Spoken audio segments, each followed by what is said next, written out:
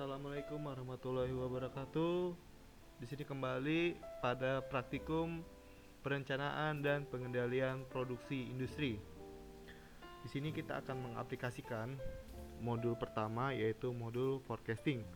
Forecasting sendiri adalah peramalan untuk mengetahui kira-kira data berapa sih yang terjadi untuk di masa depan, seperti itu. Tentunya kita akan menggunakan data-data historis ataupun data-data sebelumnya, bisa itu data penjualan maupun data permintaan. Nanti kita akan mempraktekkan beberapa metode dari forecasting. Ada 3 metode. Yang pertama adalah metode ARIMA, metode regresi linier, dan yang terakhir adalah metode Winters. Yang pertama kita mulai dari regresi linier terlebih dahulu. Kita buka POM for Windows. Lalu di sini kita akan langsung masuk ke modul dan langsung kita pilih forecasting, peramalan. Dan new ke time series analyze. Lalu kita ketik judulnya. Teman-teman bebas nanti judulnya mau apa. Ini saya ketik contoh saja, number of part pas periode 12, karena saya memiliki 12 data dan di sini saya menggunakan nama bulan. Itu saja, kita mencet OK. Jangan lupa untuk metodenya kita ganti menjadi linear regression. Di sini terdapat demand sebagai Y dan juga time sebagai X. Kita langsung isi saja untuk nilai datanya seperti yang ada di modul. Jadi saya sudah menyiapkan. Kita isi langsung untuk demandnya, Y-nya. Kalau misalnya teman-teman terjadi seperti ini ketika mengcopy, jangan panik, kita langsung ganti aja 50 ya. Biasanya terjadi di awal saja, tapi di bawahnya tidak akan terjadi apa-apa.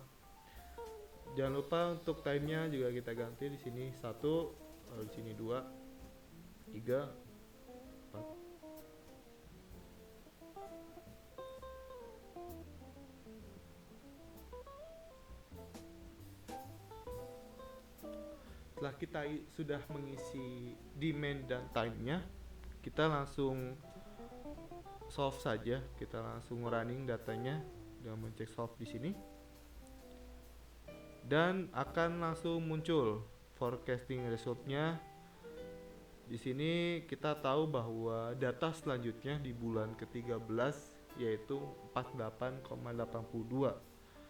Selain dari forecasting result, teman-teman juga bisa lihat detail dan errornya.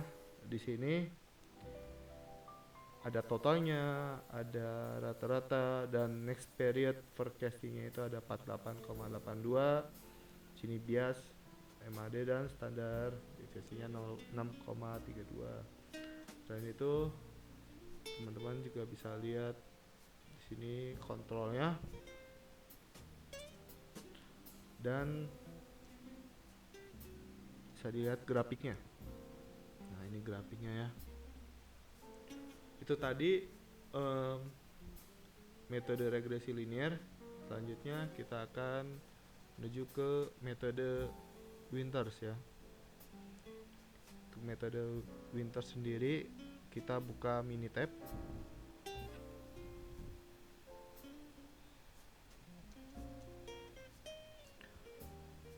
Di sini untuk datanya kita bisa lihat di modul. Sini ada soal. Ada sebuah toko mutiara, mereka memiliki data penjualan selama 9 bulan. Berdasarkan info yang mereka dapatkan dari para pengepul mutiara bahwa akan terjadi masa paceklik selama 5 bulan ke depan. Maka dari itu mereka akan melakukan penyimpanan stok dalam jumlah yang banyak.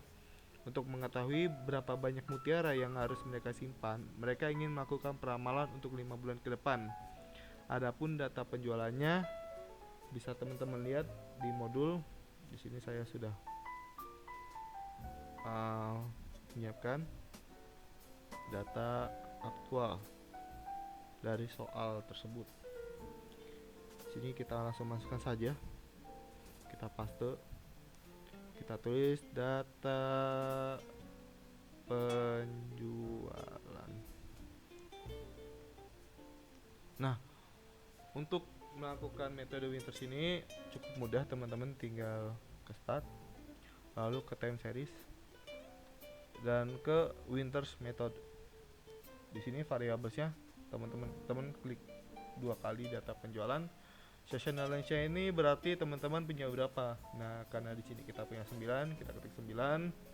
Untuk level dan trennya kita masukkan, general forecastnya, number of forecast kita isi dengan nilai 5 ya, karena kan tadi di soal butuhnya 5 bulan ke depan. Gini ya, bisa kita biarkan, lalu kita pencet oke. Nah, sini sudah ada untuk grafiknya.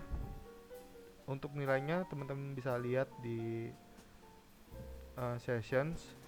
Sini sudah ketahui bahwa nanti untuk periode 10 forecastnya bernilai 45,1632, lalu di bulan ke-11 ada 38,0647, lalu di bulan ke-12 ada 45 dan seterusnya ya.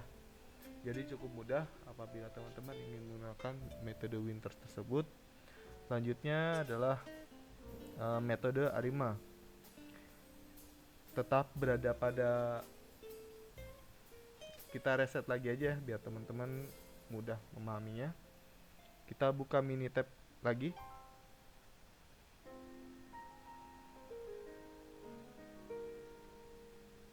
Setelah itu kita memasukkan data yang sudah ada di modul, yaitu yang 12 data tersebut. Kita copy dan kita paste di sini. Jangan lupa kita tulis data aktual.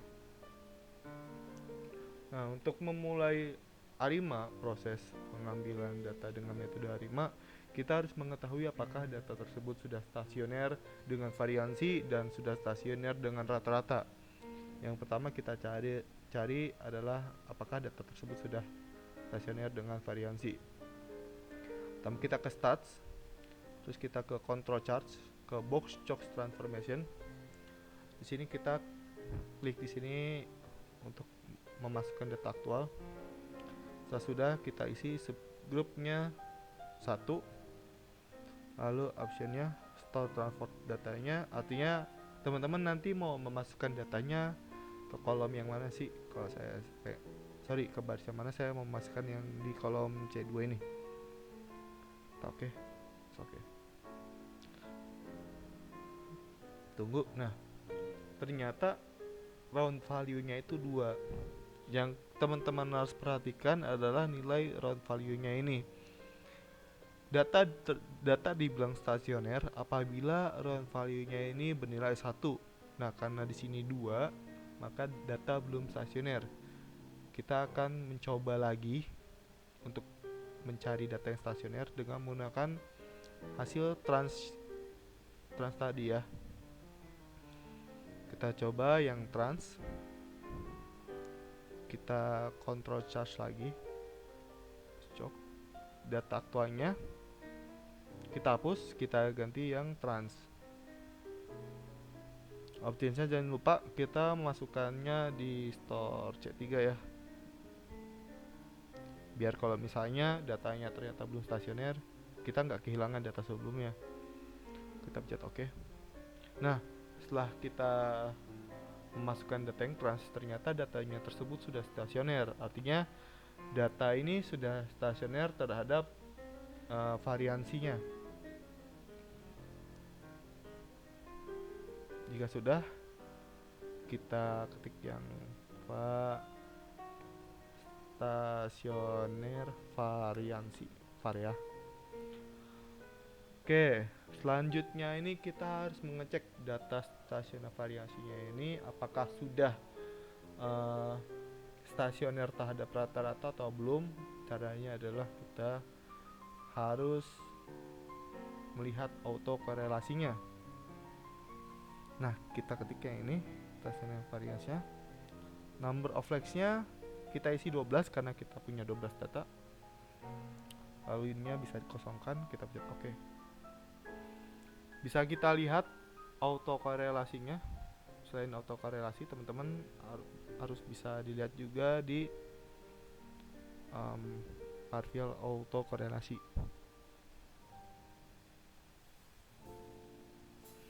Nah, ini bisa dilihat ya. Sorry, saya ulangi lagi.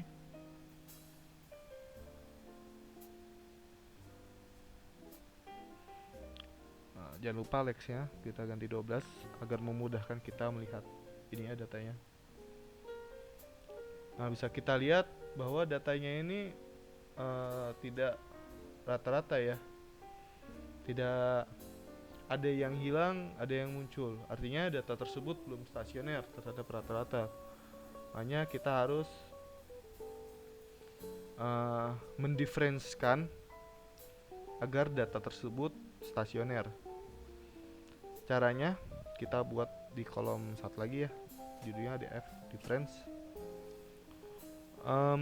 Kita ke start, ke time series, lalu ke difference. Kita masukkan di C3 store difference in. Kita tadi sudah memasukkan C4, like-nya cukup 1. Kita cek lagi menggunakan partial autocorrelation dan autocorrelation. Kita punya di df. Nah, ini ada sedikit perbedaan kan ya teman-teman. Dan yang tadi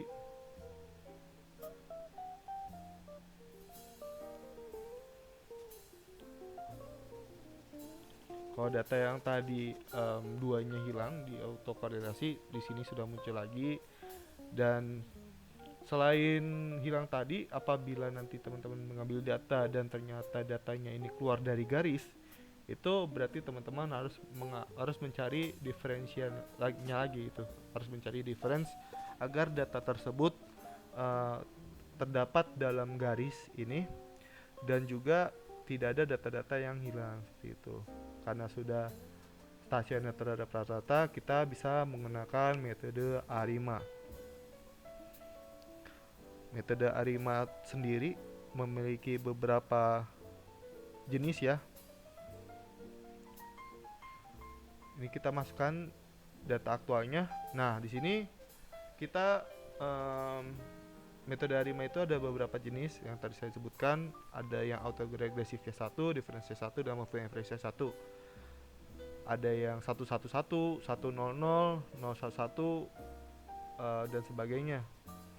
Nah, karena tadi kita sudah menggunakan difference, artinya kita harus mengisi ini dengan angka 1. Setelah itu kita harus mencari jenis mana yang sesuai, apakah 110, 111, atau 011. Nah, kita coba dulu dengan 110. Kita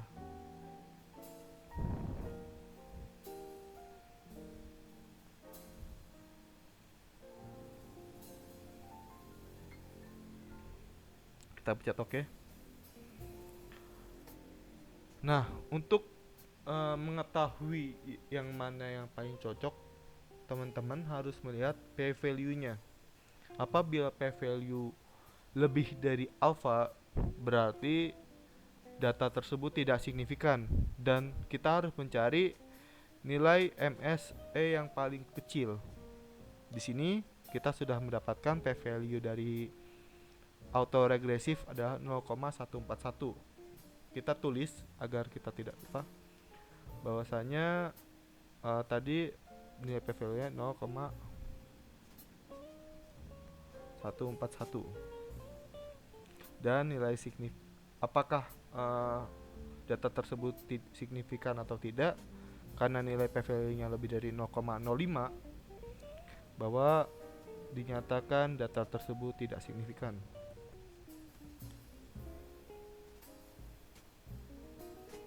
Dan MSE-nya bernilai 72,867.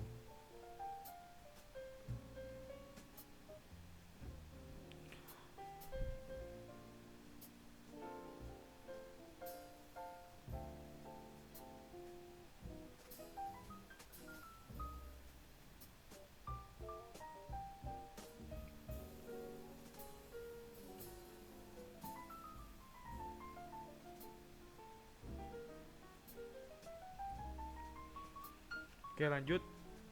Karena kita sudah tahu AR1 dan DF1, selanjutnya kita mencari jenis lainnya. Kita ke time series, ke ARIMA. Sekarang kita coba yang autoregressive 1, difference 1, dan moving average 1. Kira-kira apakah sudah maksimal atau belum?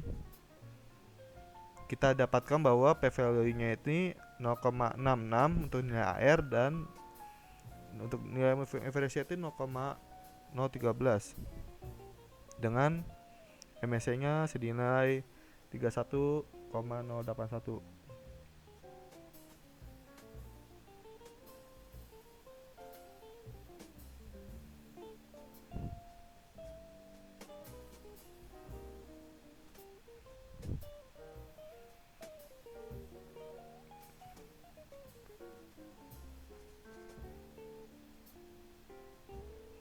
MSE-nya 31,0891.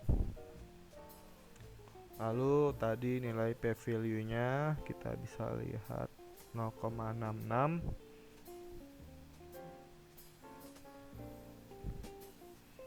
dan 0,013. Kita lihat 0,66 melebihi P value, jadi tidak signifikan, sedangkan untuk 0,013 kurang dari 0,05 berarti signifikan. Selanjutnya kita lihat yang AR0, DF1, dan MA1. Kita mengulangi hal yang sama. Untuk autoregresifnya kita kasih 0. Dan kita lihat di sini untuk nilai P value-nya 0,005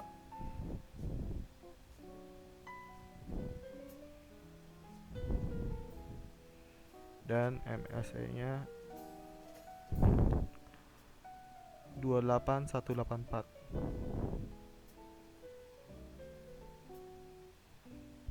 Sehingga karena nilai P-nya, P value-nya 0,005 kurang dari nilai alfa, bisa kita katakan signifikan.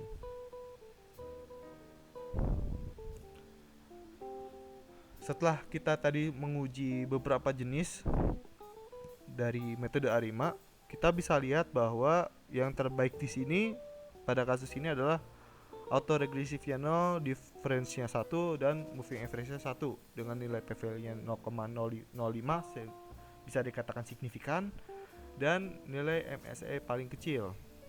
Setelah kita mengetahui jenis mana yang paling bagus atau yang terbaik, kita bisa langsung melakukan forecast atau peramalan dengan seriesnya tetap data aktualnya, dan tadi ini sesuai yang terbaik yang mana, karena difference 1 dan moving average 1 dan auto regressive 0 itu yang terbaik, maka kita letakkan di sini. Setelah itu kita ke forecast. Leadnya, karena kita ingin mengetahui data perkiraan data untuk 12 bulan ke depan, kita ketik saja di sini 12. Originnya bisa teman-teman kosongkan, dan forecastnya kita bisa taruh di C5, dan kita klik OK. Di sini sudah ada untuk hasilnya, bisa teman-teman lihat bahwa untuk periode ke depan di periode 13 sampai 24, data forecasting yang diperkirakan adalah 49, 48 dan seterusnya, dengan paling rendah ada 38 dan seterusnya, dan perkiraan paling tinggi 59 dan seterusnya. Itu tadi metode ARIMA, dan sekaligus menutup dari video praktikum modul pertama, yaitu forecasting. Semoga teman-teman paham apa yang tadi sudah dipraktikkan. Cukup sekian dan terima kasih.